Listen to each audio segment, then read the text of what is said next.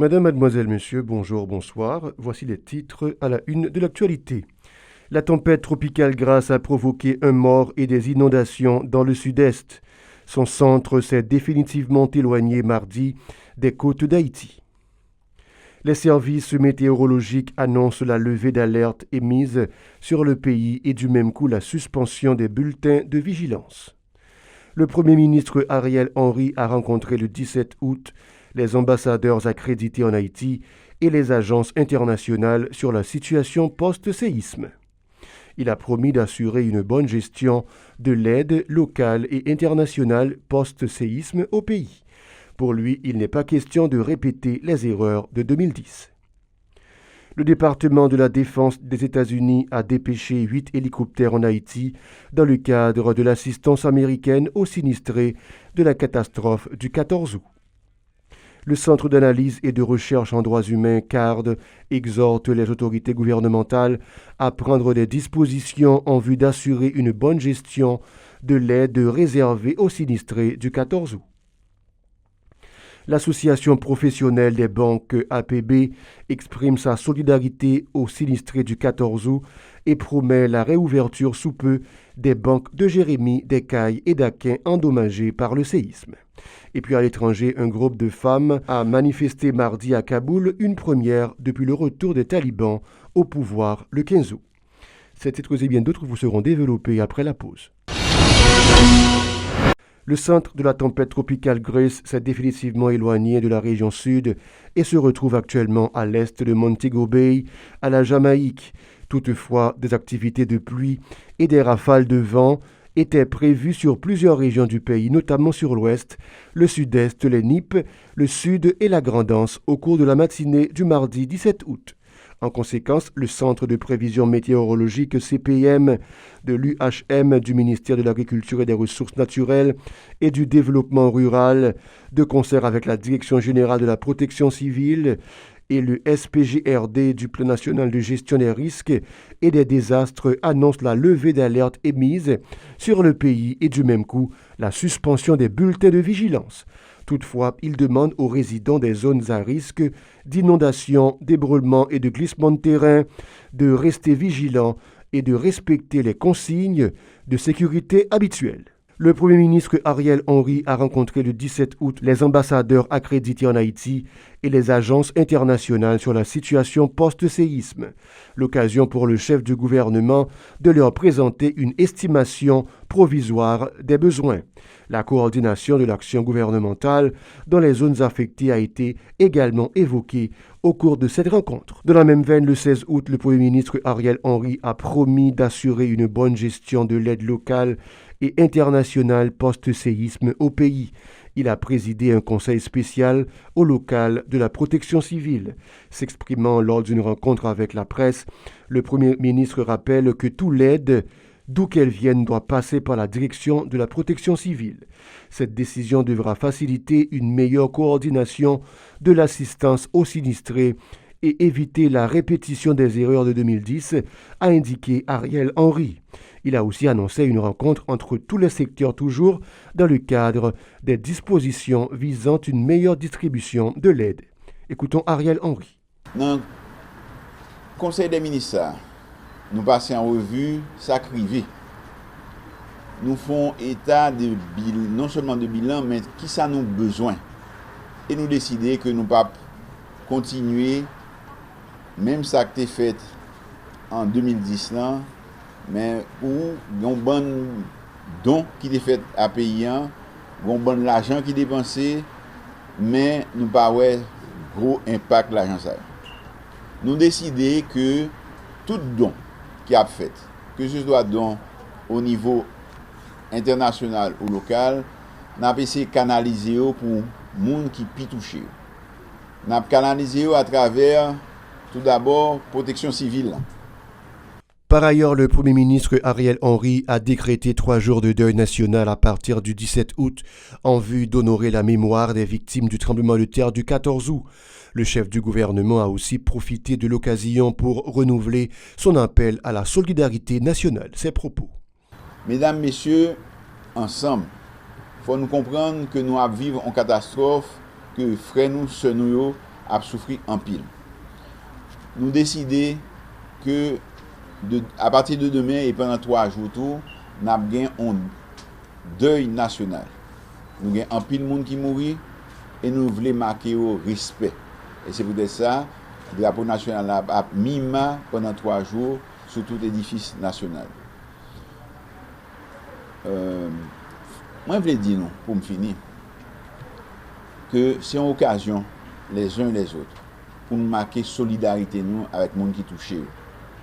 C'est une occasion pour nous unir nous, les uns les autres, pour nous gagner une union nationale plus forte. C'est une occasion pour nous toutes n'oublier les gangs que nous gagnons pour que nous puissions aider à reconstruire le pays. Parce que après le premier secours que nous avons, il faut nous aider, il faut nous reconstruire le pays. Donc nous comptons sur nous toutes pour nous faire effort de solidarité et effort d'union pour que nous puissions repartir plus bien. Le commandement sud du département de la défense des États-Unis a envoyé 8 hélicoptères en Haïti en vue d'assurer le transport du personnel et des fournitures dans le cadre de l'assistance américaine aux sinistrés de la catastrophe du 14 août.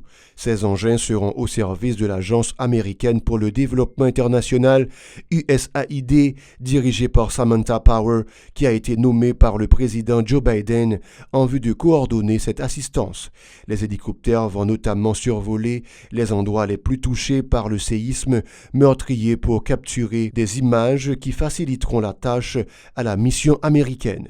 Par ailleurs, la garde côtière américaine a commencé à transporter des membres de l'équipe vers les zones touchées pour initier les opérations de recherche et de sauvetage. Le Centre d'analyse et de recherche en droits humains CARD exhorte les autorités gouvernementales à prendre des dispositions en vue d'assurer une bonne gestion de l'aide réservée aux sinistrés du 14 août. Le directeur exécutif du CARD, Maître Gédéon Jean, souhaite que les erreurs de 2010 ne se reproduisent plus.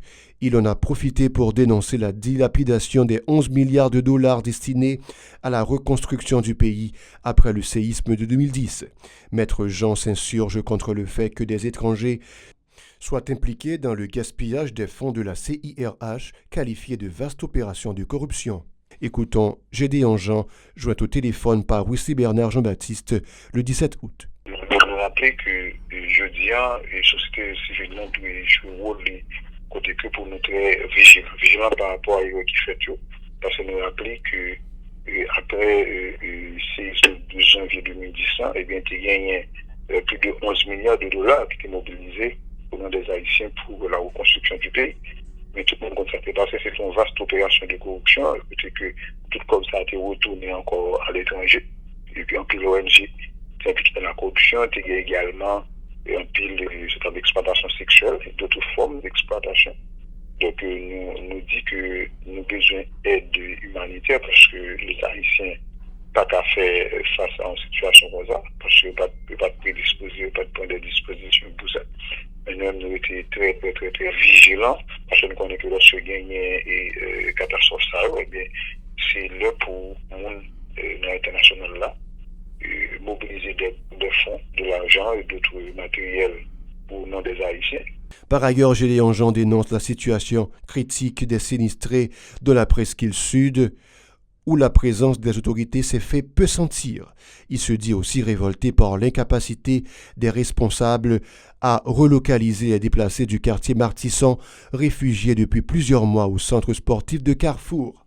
Le défenseur des droits humains a aussi exprimé ses inquiétudes par rapport à la sécurité des convois humanitaires qui empruntent la 3e circonscription de Port-au-Prince pour se rendre dans le Grand Sud.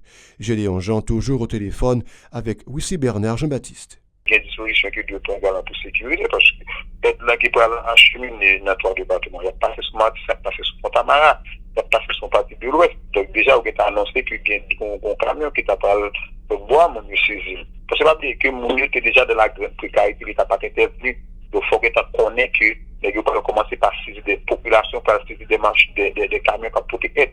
Donc c'est des gens qui m'ont dit que pour l'État qui fonctionne, mais malheureusement, on connaît que l'État n'a pas un pied, et toi, pouvoir l'État dysfonctionnel.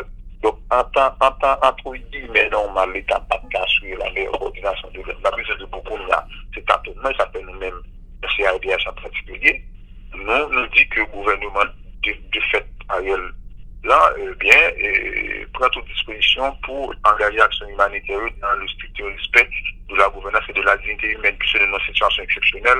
L'Association professionnelle des banques APB a indiqué que les succursales des banques des villes de Jérémie, d'Écailles et d'Aquin ont été particulièrement affectées par le séisme dévastateur du 14 août. Toutefois, l'APB rassure que les autres points de service situés dans les autres villes du Grand Sud continuent de desservir la clientèle comme à l'accoutumée. L'association a fait savoir que les vérifications de la sécurité des immeubles logeant les 3 succursales submentionnées sont en cours. Une démarche visant à assurer un cadre de fonctionnement adéquat aux membres du personnel, souligne l'APB, qui a promis la réouverture de ses locaux dans le meilleur des délais, selon un communiqué portant la signature de Franck Elmec, qui a exprimé sa solidarité aux sinistrés du 14 août. Dans l'international, un groupe de femmes a manifesté mardi à Kaboul, une première depuis le retour des talibans au pouvoir le 15 août. L'image était impensable il y a peu, mais elle ne convainc pas les Afghans. Un membre des talibans est interviewé par une présentatrice sur une chaîne privée. Le groupe a déclaré que les droits des femmes seront respectés, mais guidés par la loi islamique, une nuance qui renforce les inquiétudes de la population. Pour la première fois depuis le retour à Kaboul, des talibans, un groupe de femmes a gagné les rues pour manifester. Elles sont venues avec des banderoles devant le palais présidentiel contrôlé par les forces des talibans. Elles ont exigé que les droits des femmes afghanes soient protégés. Sous leur précédent règne, les talibans avaient imposé une version rigoriste de la loi islamique et les femmes ne pouvaient ni travailler ni étudier. À Herat, des petites filles ont pu retourner en classe vêtues d'un hijab, mais beaucoup d'écoles et universités restent fermées, notamment dans la capitale. Malgré les promesses des talibans, la confiance des Afghans et des Afghanes est loin d'être gagnée. Les insurgés sont entrés sans combat dans de nombreux quartiers de Kaboul avant de s'emparer du palais présidentiel où des combattants en armes ont posé sous l'œil des caméras. Voilà, c'est tout, madame, monsieur. Merci de votre fidélité. Restez en compagnie de la programmation.